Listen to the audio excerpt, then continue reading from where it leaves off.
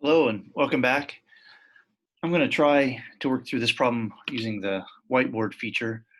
I'm a little afraid that if I use the whiteboard, the physical whiteboard, it may not be very visible. If you have any feedback, please be sure to share it through email or through the YouTube feedback area. So in this video, I want to go through a simple problem with involving gravity. It'll be our first example of something called projectile motion. And before we do that, I just want to run through very quickly the three kinematic equations that we have at our disposal. And we will have these over and over and over. So I will write them over and over and over. So the kinematic equation 1 involves velocity, acceleration, and time. And kinematic equation 2 involves position stuff, velocity, initial, time, and acceleration. And kinematic equation 3 involves the instantaneous velocity at any moment, the initial velocity, and the acceleration and the change in position or displacement. Now, these are the three equations which work whenever we have a constant or uniform acceleration. So that's really the key word that we have is uniform acceleration. That means that these three equations hold. So in this problem, I want to introduce the concept of gravity. So we're going to solve a couple problems here. The first one is going to be really simple. So I'm going to start with a picture, and then I'm going to give you a write down what you know and what you don't know. So the idea is, let's say there is a cliff, and there's a person, and they're holding out a ball. And the ball is they're going to let go gently, just release it from their hand. And it's going to start out falling. And you know what's going to happen. It's going to speed up. I use that dangerous speed word as it falls. And so I'm drawing, I'm spacing out. So think of this as like a strobe light image of the falling ball. And as it falls, in each successive time interval, there is a larger change in position. So this is the kind of very simplest projectile motion problem, because it's an object moving through space. And we want to analyze that. So I'm going to give you some words and kind of construct a story around this picture. And that will be our sort of vehicle for solving some problems here. So question 1, or scenario 1, is going to be, you drop, so the ball drops from rest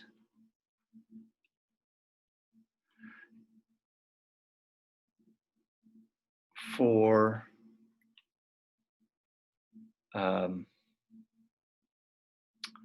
let's see, for this one, let's go ahead and imagine that I give you the time, let's say for 2 seconds, okay? And when I say drop, ball drops from rest. So let me put in parentheses. What we're really assuming here is this is and the keyword is in free fall. Okay, so in free fall, what that really means, I don't know, double parentheses, what that really means is that it's under the influence of only gravity, and near the Earth's surface, gravity causes all objects, large or small, to accelerate at negative 9.81 ... meters per second squared. You can add more digits of accuracy if you want, but that's what it really means. So I'm going to put double parentheses there. That is what free fall means. The acceleration is negative 9.81 meters per second squared. You're under the influence of only gravity near the Earth's surface, and all objects have the same acceleration when in free fall, regardless of their size, shape, color, taste, or mass. What this also means is that we don't have wind resistance, and most of the problems we have this semester will be like that. So in free fall, very good. I want you to find, oh, incidentally, just a reminder, this combination, 9.81, is often called G for gravity.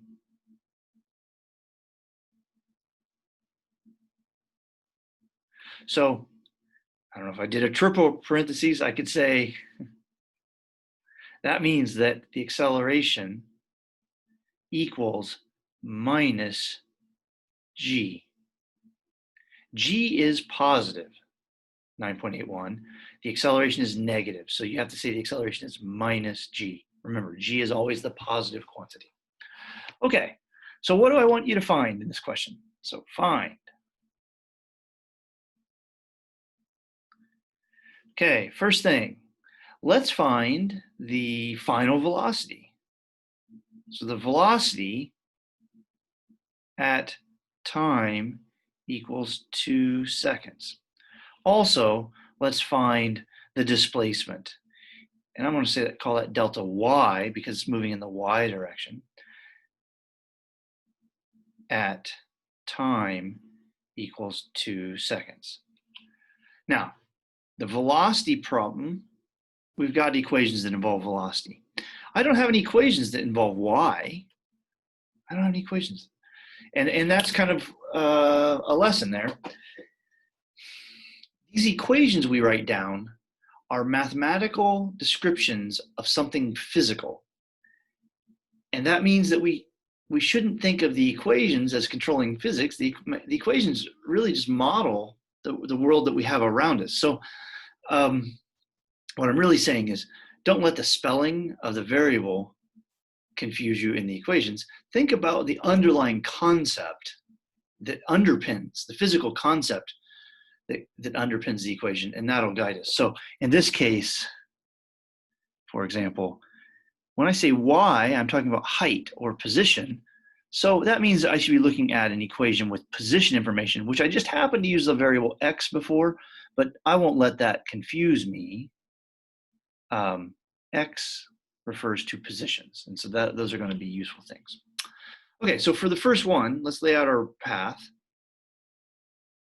To find the velocity, I'm going to lay out a path here. I want to find the velocity. Oh, before I even do that, let's kind of indicate what are the things we know. What are the things we know? We know about time. So let's do known. We know the time it takes is going to be 2 seconds.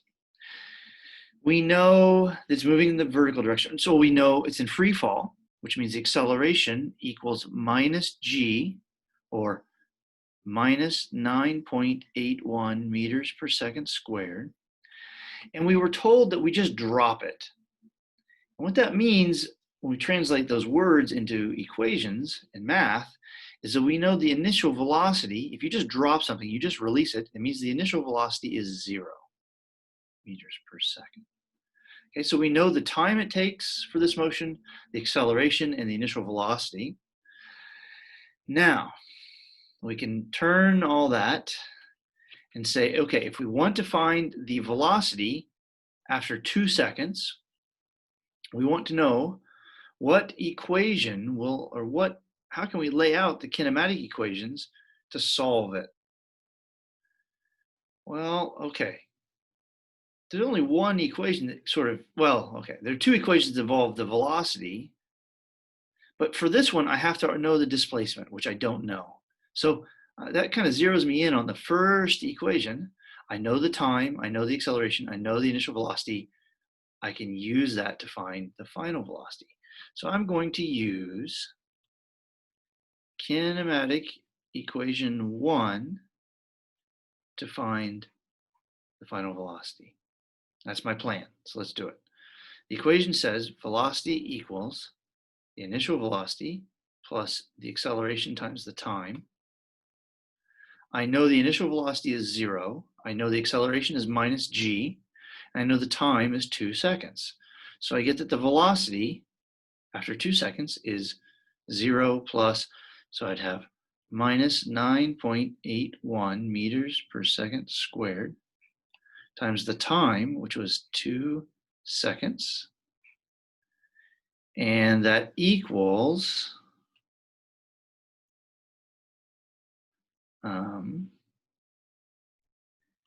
let's see, so that equals, I'm just going to multiply this out. I have my calculator here. So if you hear some clicking, that's what it is. 9.81 times 2. Negative 19.62, but really I should only keep 3 digits because that's how many sig figs I have. Meters per second. Okay, the units check out. Second squared downstairs, second multiplied by seconds upstairs gives me 1 power seconds. And it works and makes sense as a velocity. The minus sign makes sense because in the y direction, I'm going to call upwards positive, which would mean downwards is negative. So if something is falling, I would expect the velocity to be negative. So that makes sense. All right. What about, let's see, what was the next thing here? Oh, find the change in height. Now I actually have, so I can kind of add this velocity to my list of knowns.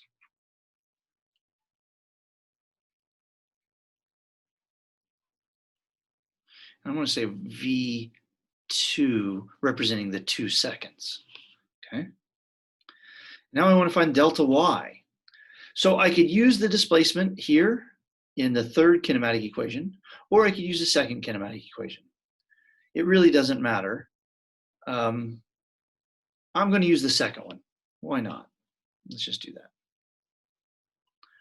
So my plan to find the displacement or the change in height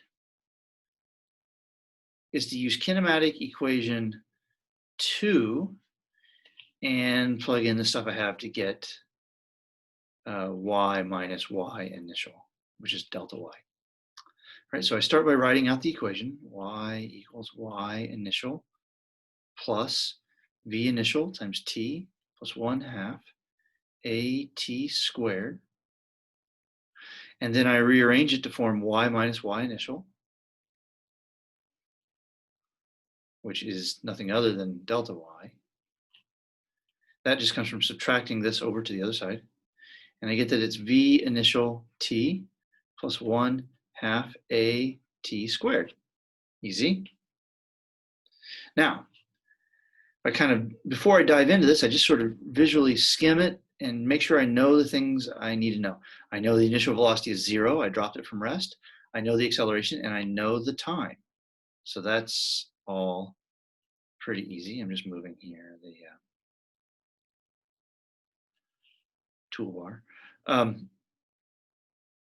So this is nothing other than 0. I'm not even going to bother to write 0. 1/2 the acceleration minus 9.81 meters per second squared times the time, which was 2 seconds, quantity squared. This is going to unit-wise give me seconds squared in this factor, in the time factor. That cancels the denominator, cancels the denominator in the first factor, or the middle factor here.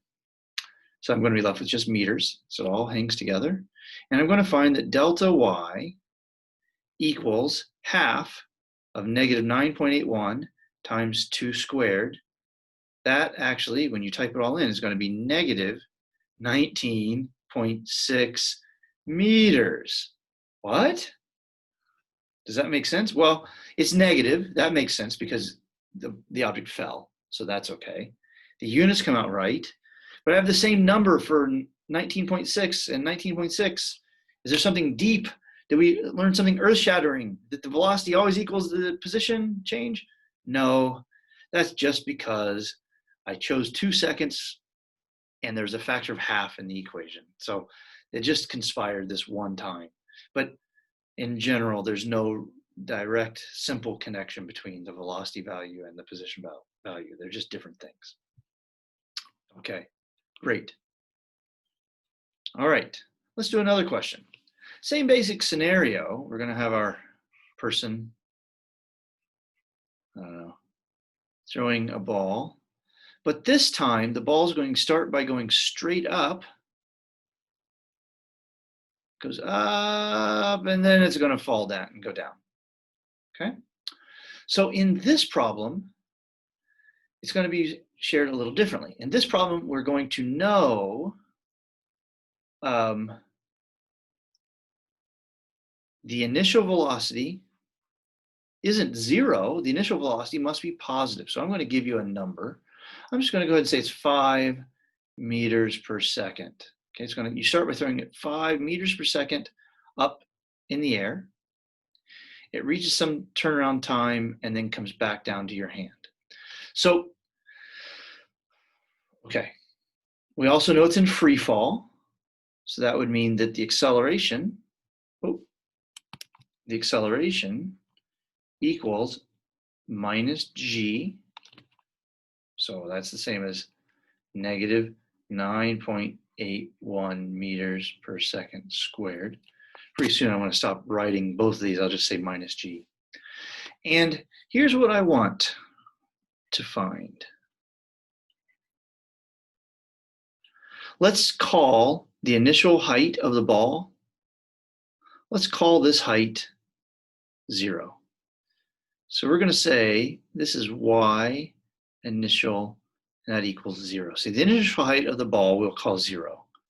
And so relative to that, we want to find the maximum height,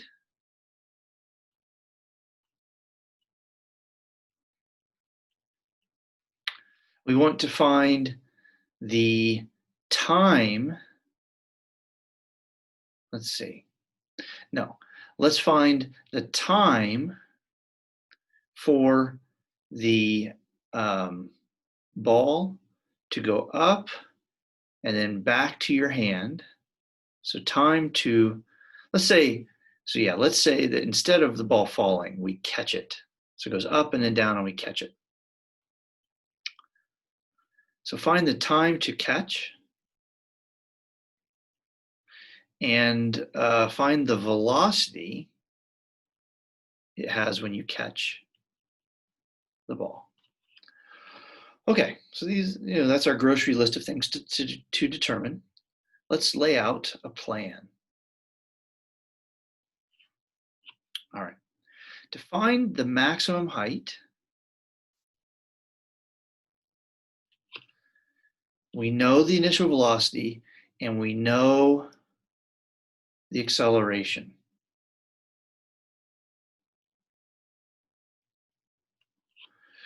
So we want an equation which involves position somehow. That's one of the last two. And involves the initial velocity and the acceleration, maybe this. Now this one also involves the instantaneous velocity at the moment we're considering, which would be at the top. So we have to think about that. Or the other equation involves time, which we don't know beforehand. So we would have to determine that somehow.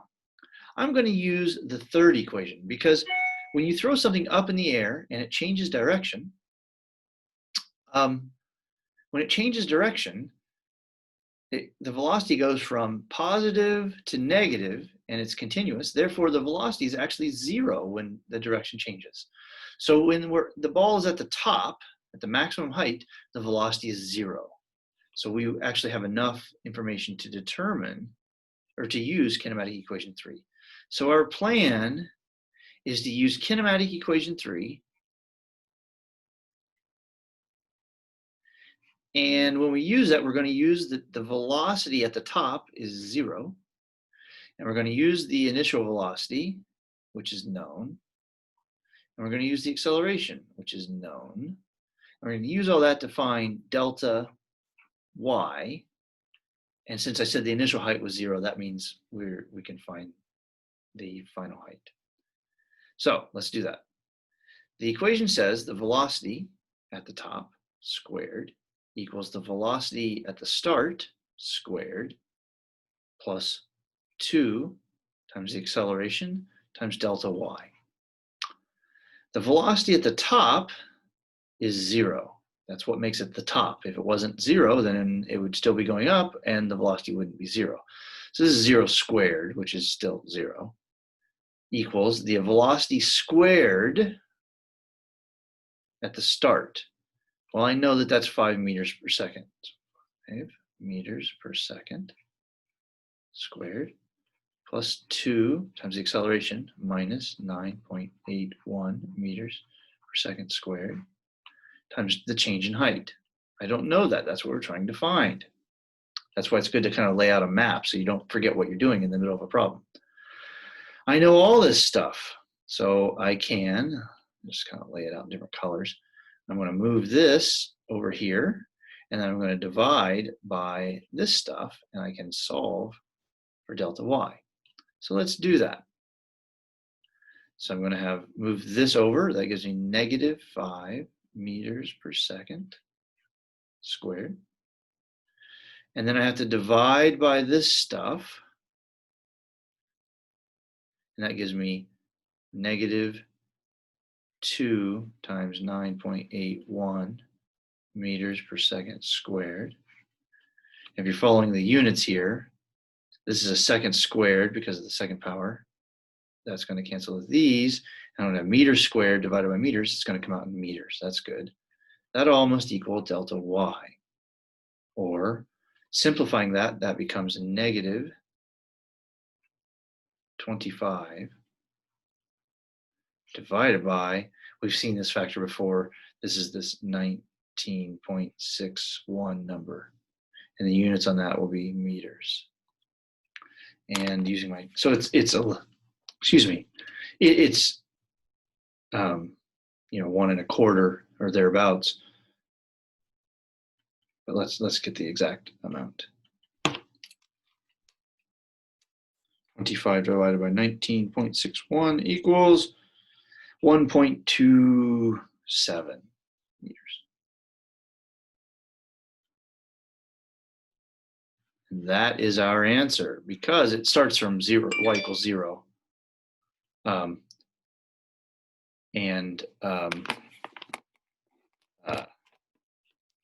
It starts from 0, and so the change in height is the actual final height.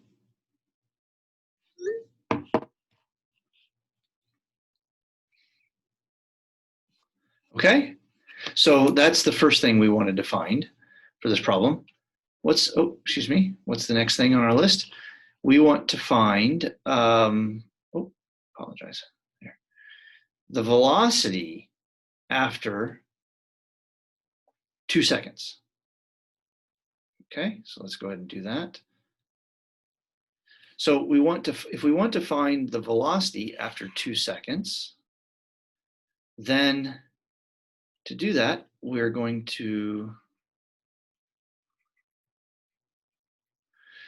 and we know the acceleration and we know the initial velocity, so we can use the first kinematic equation. So I'm going to use, say, kinematic equation 1, and use that, kinematic equation 1, and use that to, that involves the acceleration, the initial velocity, and the time, which we know is 2 seconds. That'll give it to us. So we can use that to find the velocity. And I'm going to put a subscript here, the velocity at 2 seconds. Because we have velocity at the top, velocity at 2, velocity at the start. So you have to label everything. When in doubt, put an unambiguous label on it. All right, so let's go through that. So it says the velocity at time 2 is going to be the initial velocity plus the acceleration times time, which is 2, seconds. So that's going to say the velocity at 2 seconds equals the initial velocity, 5 meters per second, times the acceleration, which was minus g, so it's minus 9.81 meters per second squared, times the time, which was 2 seconds.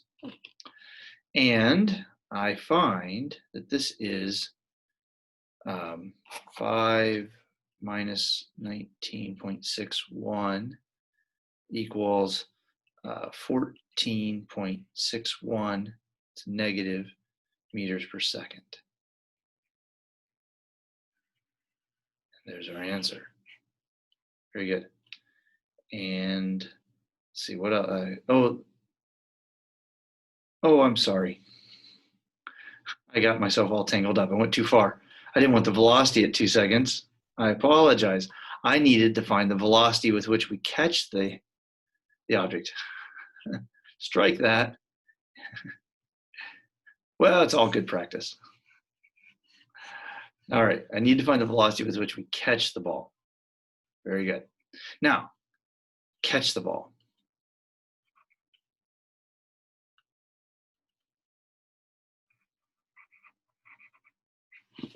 Now, to do this, the velocity with which we catch the ball.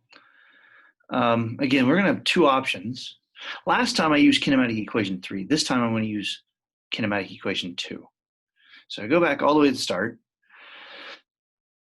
The velocity with which we catch and the time with which we catch the ball. So to do this, let's see, the first thing I said to find was the time to catch, although in some problems it's easiest to turn that around. Now, I'm not going to solve this the easiest way. If I was wanting to solve this the easiest way, what I actually would say is when we catch the ball, it's back to where it started, so the change in height is 0, and so the second term is just 0, and therefore we could find the final velocity. Instead, what I'm going to do is use the second equation to find the time and to catch the ball, and once we have that, plug it into the third equation to get the velocity when we catch the ball. I'm just doing it that way to give you an idea, another way to solve a problem. So we want the time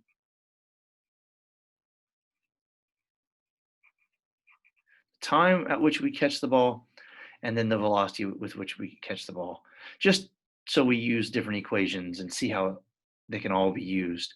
There's not one way to solve these problems. There are many ways. This is not the fastest way, I would say, for right now, but let's use it. Okay, so when we catch the ball, that means it starts and finishes at the same place, which means delta y is 0 when we catch the ball. That's interesting. Or it means that y equals y initial. It's back to where it started. So my plan is going to be to use Kinematic Equation 2, use that and this position information to find the time to catch. And once I have that, kind of plug that into Kinematic Equation 1 to get the velocity. So that's sort of my path through this problem. Let's do that. Kinematic Equation 2 says that y equals y initial plus v initial t plus 1/2 a t squared. The initial and final heights were the same, and in particular, they're both 0. So I get 0 equals 0. I'm not going to bother to write that. Plus 5 meters per second times the time to catch minus 1/2 the acceleration, which is negative 9.81 meters per second squared, times the time squared.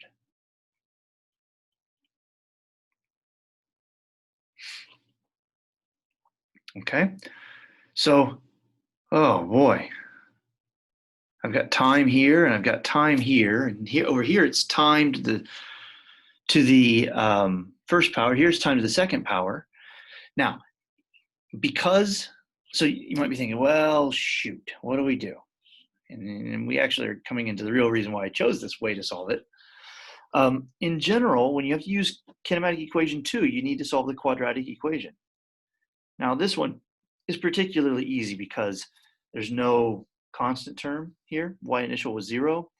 And we know the solution we want is not t equals 0. So you can actually divide everything by time and make it into a linear equation.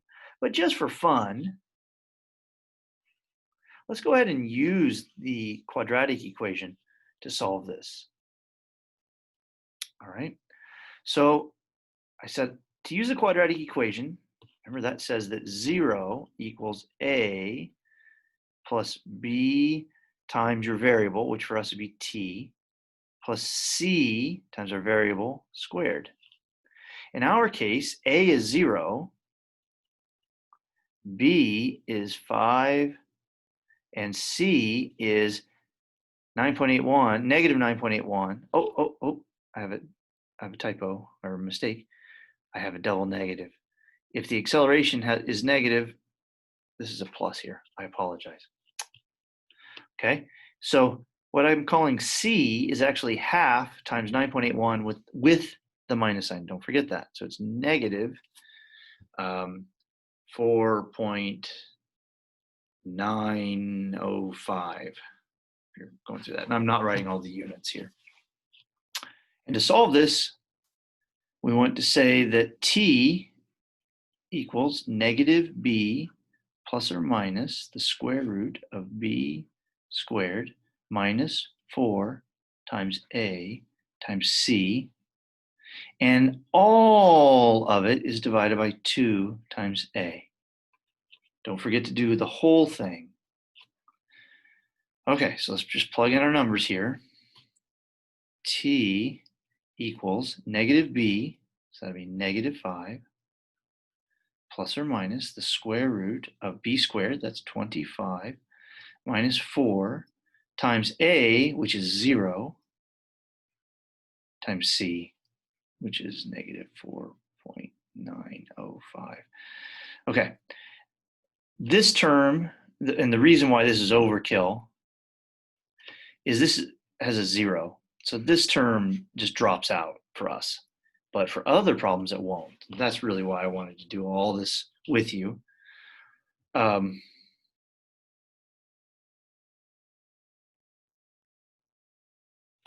dear.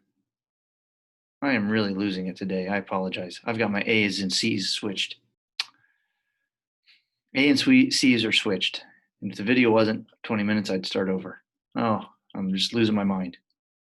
In math class, we call this one C, and we call this one A. I am just out of it. I really am terribly sorry.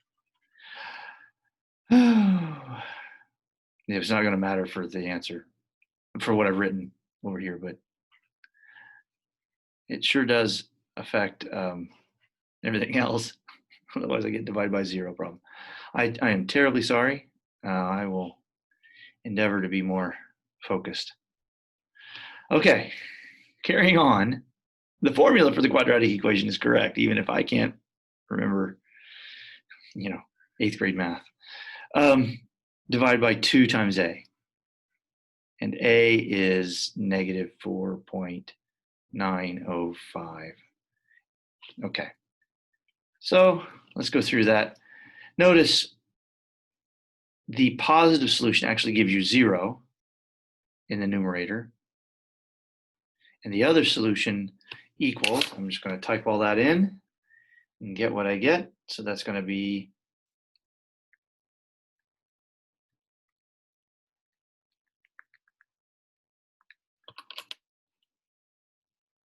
1.0, let's round it to 9 seconds. So either it takes no time to fall, go up and then fall back to your hand, or it takes 1.09 seconds to go up and come back to your hand. Well, clearly the answer we want is this one. So the time to catch is 1.09 seconds. All right, now having done that, that becomes one of our knowns. and we can solve for the velocity with which you catch the ball. So our plan was to use the second kinematic equation. So we'll say that the first kinematic equation, the velocity that we catch the ball with equals the initial velocity plus the acceleration times the time to catch the ball. So v catch equals the initial velocity of 5 meters per second plus the acceleration.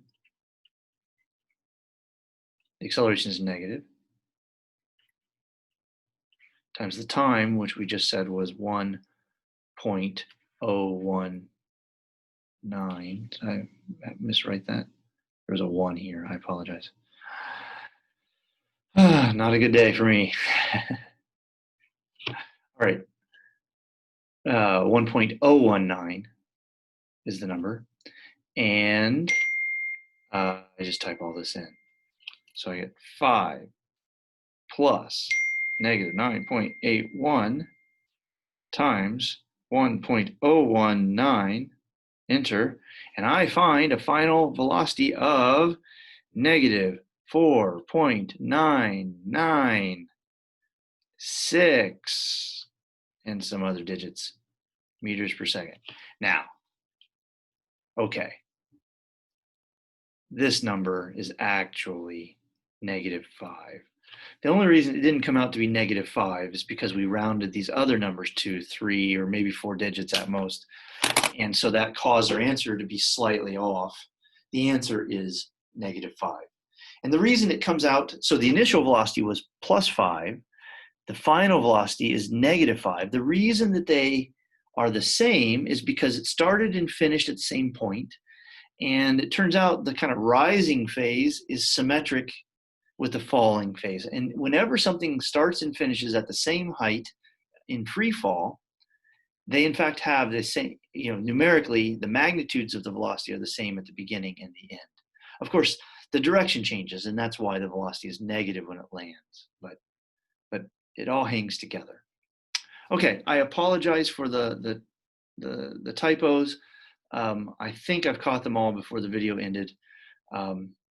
Anyway, if I miss any extras, let me know. Put comments in the chat. They're in the little window. All right, thank you. See you next video.